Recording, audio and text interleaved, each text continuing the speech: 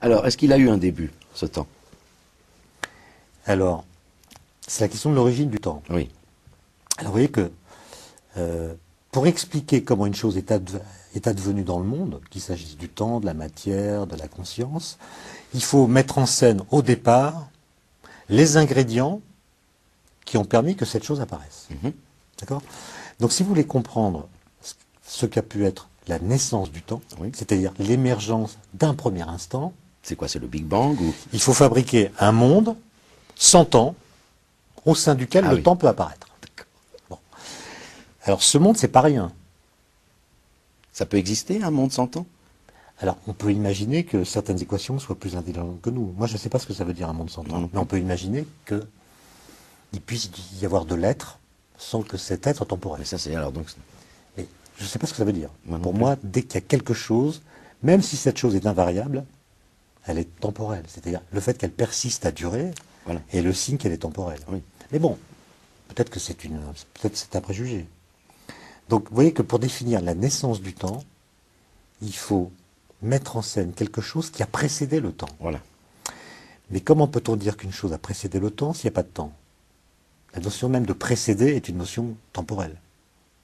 Mais c'est pas cette histoire de Big Bang et de création du monde? Non, le Big Bang, C'est pas pareil. alors le Big Bang, parfois les astrophysiciens vont un peu trop loin et disent c'est l'instant zéro, Oui, à partir duquel tout est né. voilà. En fait, les théories de Big Bang, ce sont des théories qui nous permettent de remonter dans le passé par les équations et d'arriver à un moment où l'univers est très dense, très chaud, très concentré.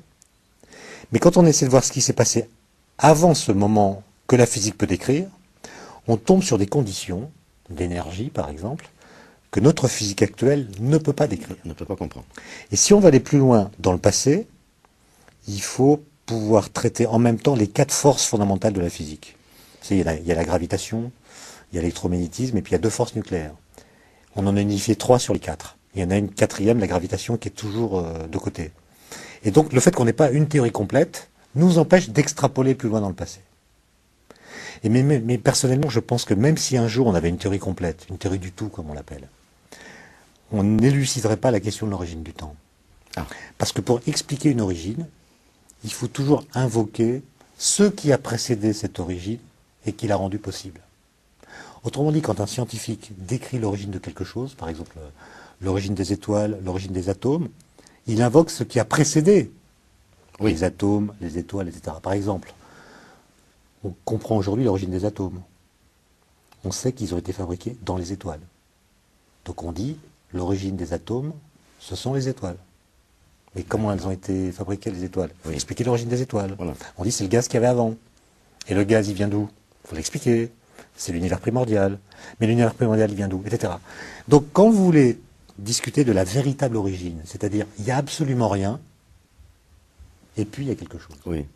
Vous êtes en panne. Ben oui. On est capable de discuter que des origines relatives, qui sont faites des généalogies, qui décrivent comment une chose est apparue comme achèvement d'un processus qui l'a précédé. D'accord. Donc on ne peut expliquer l'origine d'une chose qui apparaît qu'en expliquant ce qui était là avant elle. Et l'origine absolue, par définition, il n'y a rien avant. Donc, Et donc on ne pourra pas l'expliquer. donc quelque chose peut naître du rien, on est bloqué là. On est toujours obligé d'invoquer une cuisse de Jupiter, d'où sort la chose dont Voilà. on décrit l'origine. Alors, après, il faut expliquer la cuisse de Jupiter. Il faut trouver la cuisse de la cuisse, puis la cuisse de la cuisse de la cuisse. Et on va à l'infini comme ça. Sauf si La religion a une réponse, mais Alors, vous la- êtes la- scientifique. la religion dit, il y a un moment où on tombe sur une cuisse fondamentale qui est cause d'elle-même. Voilà. Donc on n'a pas besoin de l'expliquer en termes de conséquences d'une cause qui a précédé. Et on passe d'une régression infinie à une régression finie en disant, ça c'est la cause initiale. Et en général, on l'appelle Dieu. Voilà. On peut faire ce choix. Mais Pour on ceux peut qui ont la aussi, foi. Voilà. Hein, il y a cette fameuse phrase d'un rabbin qui disait quand on a la foi, il n'y a pas de question, et quand on n'a pas la foi, il n'y a pas de réponse. On peut dire ça à ce propos. Ouais. L'écoulement du temps. Vous posez cette question-là, c'est intriguant ça. L'écoulement du temps, est-ce qu'il a une vitesse, le temps? Alors si on s'écoute parler, il en a une. On dit que le temps passe de plus en plus vite. Oui. On dit que, j'ai entendu ça dans une conférence de sociologie l'autre jour, que dans les institutions pour personnes âgées, le temps est immobile. Donc la vitesse du temps peut s'annuler. Ah. On dit aussi que la vie parisienne accélère le temps. Donc non seulement il y a oui. une vitesse, mais il y a aussi une accélération. Et Selon ce qu'on vit, vous voulez dire. Voilà.